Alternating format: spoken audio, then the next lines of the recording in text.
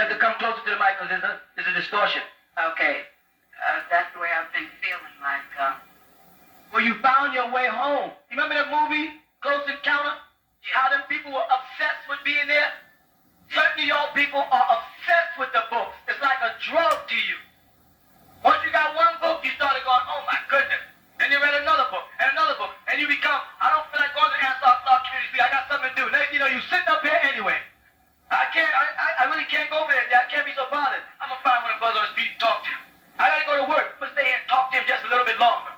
You understand? You know, you looking at your watch, I got to be to work at 10 o'clock. Here it is, a quarter to 10, you still talking to brother and wife. Standing there, something about you keeps pulling you to them. They say a white man know what encounters of a third kind is. Because he remember the first encounter was when the masters came down. The second encounter is when Jesus came down. And he knew the third encounter would be when the mothership comes. He knows what he's talking about. And he knows that inside y'all is a drive to find your way back to the ship. It's something inside that's driving you.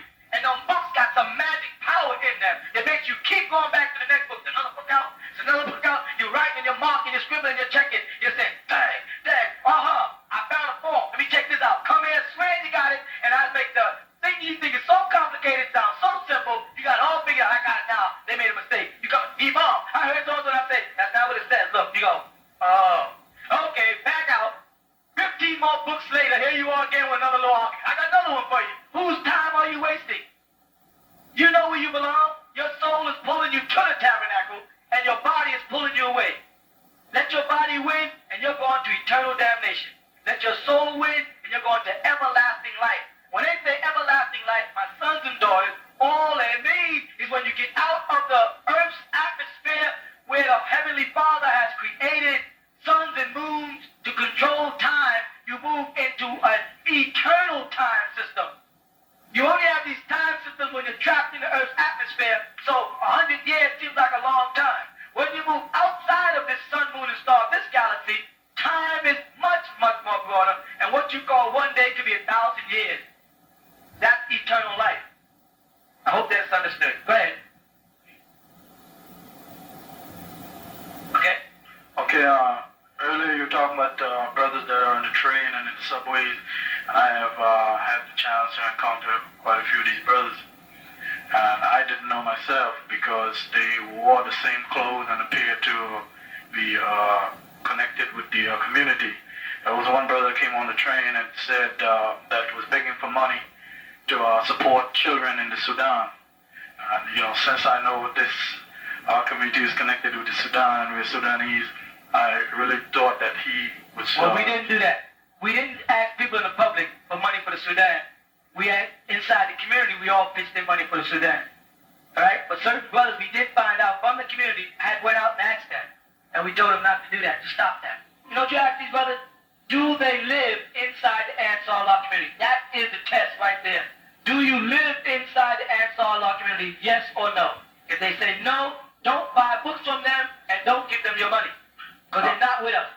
Okay? How does a brother like this go about acquiring all the books and materials to sell? You know what he does? He buys them from brothers in the streets at a price, and then sells them most of the time at a higher price than we do.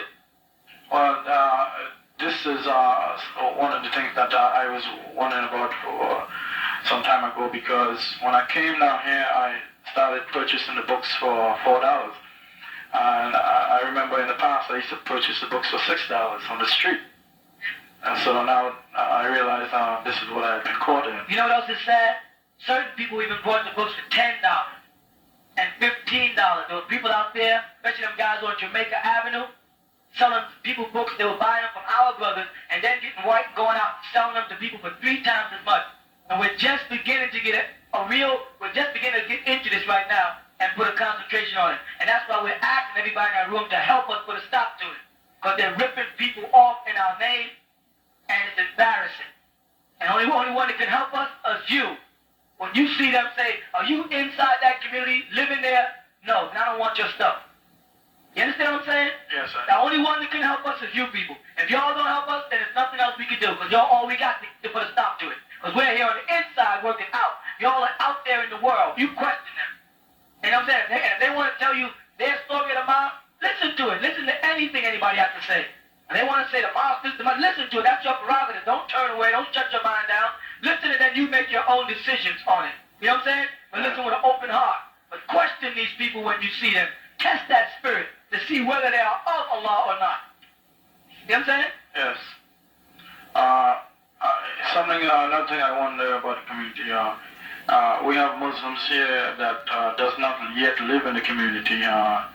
Why isn't there programs for us, people like us, who would like to progress as Muslims? Because the scripture encourages us, وَتَصِمُوا بِالْحَبْلِ اللَّهِ جَمِيعًا وَلَا تَفَرَّقُوا, which is the last verse given to Muhammad. Remember earlier I said the last chapter was the 110th, but the last verse ever said to Muhammad, the last verse he ever received from Allah was وَتَصِمُوا بِالْحَبْلِ اللَّهِ جَمِيعًا وَلَا تَفَرَّقُوا. Hold on, وَتَصِمُوا بِالْحَبْلِ, to the rope like a tug of war.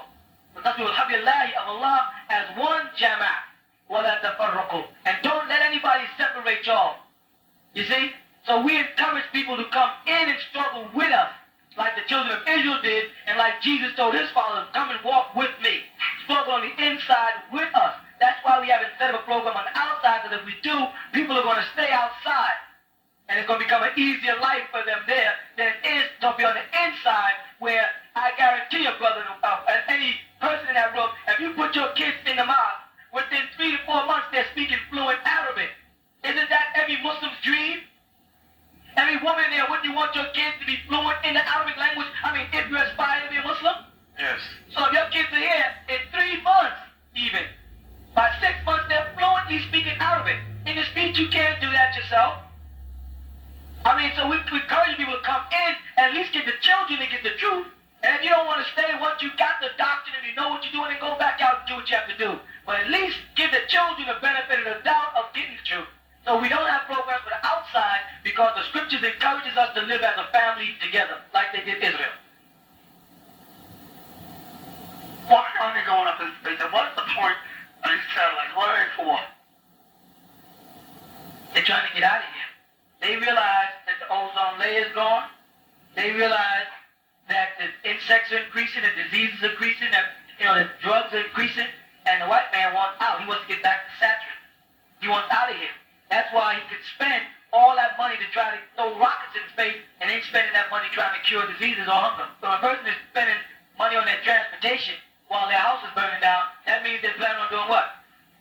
Leaving, point blank. So the white man is trying to get out of here because he sees that this planet, Terra, is about to destroy itself. It's going to self-destruct. And he wants out. Point blank. Simple as that. That's why he's calling them shuttles. A shuttle is to take you from one place to the next. Correct? He wants out. He's going to leave black people here to destroy themselves. And what about the satellites? What are those for? Communication, because they need to communicate from interplanetary communication. A satellite is like a telephone, a wireless telephone. Only instead of sending down just FM frequencies for speech, they can send down patterns for sound, color, and they can beam up images. The white man is seriously right now trying to figure out ways to alter DNAs, because he got this from the extraterrestrials, and to transport your DNAs to a hologram and project you into another galaxy, another dimension, and then send your chemistry after that, and you'll, what he call beam there. He's working on that. Extraterrestrials do it now. He don't have it. And they won't give it to him. So what he's doing is trying to get up there, using satellites to monitor different communications that extraterrestrials have from ship to ship, but he can't translate it anyway, because they have a crystal translator. He don't know nothing about it. Do you have worship services like churches? Yes, we do. Could you tell me what days? Every day, 5 times a day we pray, and then Friday is the assembly day when everybody comes. At what time? On Friday, 1 o'clock. And the rest of it is on Saturday too? Every day. And there's a book on it called Prayer Book. Make sure they give you a copy or a page they can let you have for free. It tells you all the different times of prayer. Do you have to wear any certain kind of clothing? Yes, you should be dressed in white because it's the God the angels always appearing. It's the God that Jesus appeared in. It's the God that the angels appeared to Jesus in. The God that Moses wore. So it's similar, going before the Lord dressed properly, as Jesus mentioned in Matthew, right? About being prepared for the bride at the wedding. Mm-hmm. So there's a specific garb, a white robe. Or if you don't have one, well, I don't know how to make it. you can tell the people outside. I said when you go outside, you can have one. The gift. Oh. Okay? When you go outside, there's somebody outside that should have one. So I said that you can have one. Well, if you come you have to live here too? We do live together here, Philadelphia, Trinidad, Jamaica, London, Barbados, Sudan. We have congregations all over the world, and we come to live together like the children of Israel did in the tabernacle and try to become a family again. What's wrong with blacks, folks? We don't have no love of each other. We have no respect. We have no more family ties. True. The Italians still got their family. The Jews still got their family. The Chinese still got their family. We don't have no family except our immediate family, which sometimes ends up our worst enemies. We've got to get back together as a family and learn to love each other again. And that's what we're trying to do. Now, if I lived in a different part of Brooklyn, I couldn't stay there and join this. I don't understand. You could stay there and join it. Then we would encourage you eventually to come home and live with us.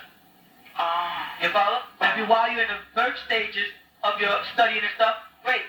But eventually you'll say, guess what? The world is closing in around me.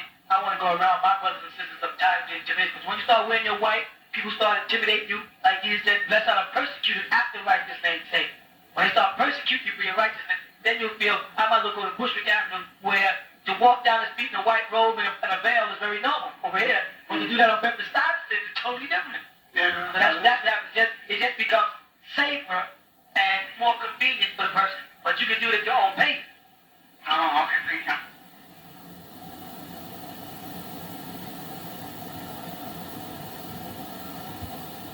In reference to seraphim and cherubim, this says maybe the seraphim know that you might be a good angel. You have to speak again because it's distorted. Okay, in reference to a seraphim and cherubim. A seraphim and a cherubim, yeah. Okay. Just like the seraphim might know that you might be a good angel, just like do the devil also know that you ought to be, will they also try to pull you a different way? Yes, but how they do it is through your house, your aura. See, when you think negative in your inside, there's lights around your body that changes colors. And when these evil demons, they see this aura changing, these evil suggestions around you, they're magnetically drawn towards that. And they don't have to hover above your head. But 3 seconds to 3 minutes, when they can figure out how your brain waves work and assimilate themselves into your physical composition, and from there on start influencing you to start doing negative things. Like I received letters from people saying that they looked up my sign and my time of birth and things. They want me, there's one place downtown they wanted me to come in to test me out, and they said not to tell to anybody about this. You'd be crazy if you went. Oh, I wouldn't. No. You send it back the letter and say, put on the letter, ha, ha, ha, and send it back. Okay. And also, will they work through your children? Huh? Will the cherubims also, the devil, mic, work through your children? Yes, they will. If they can't get to you, they will get to your parents. They'll get to your kid. They'll get to your pet. They'll do anything they can to get you. Even though you have like a person that you know might be a Muslim and they also would talk against. The word Muslim don't mean nothing if it ain't coming from the heart and practice. A lot of people say they're Muslim, but then you turn around and see if they pray 5 times a day. You know, I'm a Muslim, but I don't pray because I don't think that's necessary. I'm a Muslim, I don't live in the community because I don't like what they do. I'm a Muslim, I don't wear no veil because I don't think that. Then you ain't no Muslim. A Muslim wears certain things, the Quran says. A Muslim does certain things. If you don't, listen, if you don't have a badge, and you don't have a gun, and a blue suit, and you're not registered with the penal system, you ain't no cop. You can walk around telling people you're a cop all you feel like. I'm a cop, I got a gun. I wouldn't brought a badge, but they'll get you for impersonation. And on Yom Kippur, more people are going to get got for impersonating Muslims than they're going to get for being sinners. Those impersonators are the ones that's going to really taste hell. Saying they're Muslim out their mouth and not living up to what their heart know they should be doing. And on that program last week, they were talking about the UFOs, and they said that they had captured a few of the aliens, and they gave them a place over in Nevada. I was wondering, are these extraterrestrial beings, are they good ones, or why would they? I'll tell you this, extraterrestrials are now communicating with Amorites or Canaanites because you have no power, and y'all don't want to change. They've been trying to convert y'all for the last 50 years. They sent all Elijah Muhammad. What's the first thing Farrakhan said when he came back from Libya? I saw the Honorable Elijah Muhammad in a UFO. Right? That's what Farrakhan taught. That he saw the messenger in a UFO. Right? What did the messenger teach? There's a mothership, a mother plane, And all of them are teaching the same thing I'm teaching all the ones that know. Them Sunnis don't know what they're talking about. They're talking about some God in heaven. They're talking Christianity. The ones who know are talking to you about extraterrestrials. And are y'all listening to the extraterrestrials? No. Are y'all listening to Minister Louis Farrakhan? No. Did you listen to Honorable Elijah Muhammad? No. But Malcolm X, y'all listen to. Somebody who went over there and got brainwashed by the devil. You know what I'm saying? So y'all are asking the extraterrestrials to communicate with y'all, but then you don't want to communicate with them. And I wanted to answer a question. But the brother asked me, why do we keep Malcolm X's picture on the wall? Correct? If we don't agree with things he said. I don't agree with everything Marcus Garvey said either. I don't agree with everything that a lot of people say. I don't agree with everything Noble Drew Ali said either. But these were still prominent black leaders. And in some form or fashion was affiliated with Islam. And I think our children should need some black examples so we teach them about these different people. Though I don't have to agree with your philosophy to respect you. I can respect you for who you are without agreeing with everything you teach. You understand what I'm trying to say? So I respect Malcolm X as the articulate speaker he was, and about his initial goals to help black people. I respect that, and I will teach my sons about that part of his nature. I'm not going to go into how he went bad in their classes. That's for us adults who know better. You understand what I'm saying? Because the white man will eliminate all of our black leaders. See, he made Malcolm X look bad to the nation of Islam, and he made the Honorable Elijah Muhammad look bad to the people who followed Malcolm X. So what happens in the long run, two black images is pulled down and another white image. They'll never take their faces off them dollar bills of their leaders, but they figure out a way by the time one of our black leaders leave for us always to dislike him and pull his picture down so that we don't have no black images. But they got people on the dollar bill that's been on there with George Washington, Abraham Lincoln, and these guys, you understand what I'm saying? They will keep their images in our mind for superiority purposes. So that's why I'll keep that picture on the wall. But I will teach them about the good things that Malcolm X did. And when he got weak and fell victim to the devil, that can happen to anybody. Understand my feelings in that way. The Sufi order that deals with the That's a baby stage of it. So, and females can go into that? There's no difference between a male and a female in the Lord's sight. Only in the sight of men who want to keep women feeling that they're some kind of form of inferiority. In the spiritual realm, women are just as great as men. Because I know I've spoken to certain people, I said certain things I understand and certain things I felt like, well, everybody feels that way, but I Probably with some male. Yeah. Or you got to front. The men don't want to think of y'all as better than them or as equal as them. Because then you'll be able to question their manhood. If you ever peel the skin of manhood off of most of the American black men, you're going to find a naked woman. You know what I'm saying? When you get right down to it, a lot of them are scared. The white man has intimidated them. He has castrated them. He has made them, he's taken the best part of the black man away. And he's left nothing but a frail woman. Because we work for the white man, we work under him, we yes sir him, we no sir him. We ain't number women. And then when our women get mad, go marry some white man, we get mad. Why is that sister walking with a white man? Because average black man is smiling and showing his teeth. You understand? And if a nation of men like ourselves were trying to become trying to identify with our blackness and our heritage, we become some revolutionists or some subversive, and the first thing your mother comes out of my mouth with is, they're a cult. I'm a cult because I don't want to be bugging my eyes and soft shoeing. I gotta be a cult. You understand what I'm trying to say? So the white man is not satisfied until he has castrated our manhood from us. And your mother and them think they're saying something great when they call us a cult. All they're doing is encouraging me to look like some white boy. So our black men, we got to get ourselves together. We got to make a mob. We got to do something like Elijah Muhammad said. We got to do for self. We got to build our own. And you got to stop serving that white man. I'm talking about you spies sitting up in there who are sent out here to tap us. You better wake up. Because after they finish using you against me and I'm gone, then they're going to eliminate you. Their whole purpose is to keep Malcolm X down, keep Black Panthers down, keep Young Lords down, keep Black Muslims down. They don't want us to follow Malcolm X. They don't want us to follow Noble Drew Ali. They don't want us to follow Sheikh Daoud. They don't want us to follow Honorable Elijah Muhammad. And that's a serious problem. And every time they call us a cult, you add the next couple of letters on. And what are those letters? Culture. When they say cult, you say you mean culture. That group is a cult. You say, no, you mean a culture. Because we are affiliated with a people in the Sudan who have been there for thousands of years. This ain't no cult made up in America. This is the custom, the dress, the dance, the marriage